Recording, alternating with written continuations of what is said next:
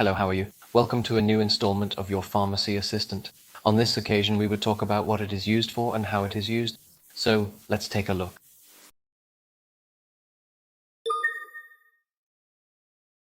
Hi everyone. Today we are going to dive into the world of dextromethorphan, a medicine that can be a great ally to relieve coughs if we use it carefully. Let's learn together how and when to use it. First of all, what is dextromethorphan? It is a medicine that is mainly used to calm coughs. Doctors often prescribe it for cases like the common cold, bronchitis, or even some allergies. And how does it work? Dextromethorphan acts directly on the brain, where it is responsible for controlling the cough reflex. This helps us rest better at night. Now let's talk about how to take it. It is very important to always follow the doctor's instructions or those that come on the medicine pack. Normally, you start with one dose and then continue with another dose as needed. Remember, do not exceed the recommended dose. It could be dangerous. Does it have side effects? Some people may feel dizzy, sleepy, or have an upset stomach. Pay attention to how your body reacts.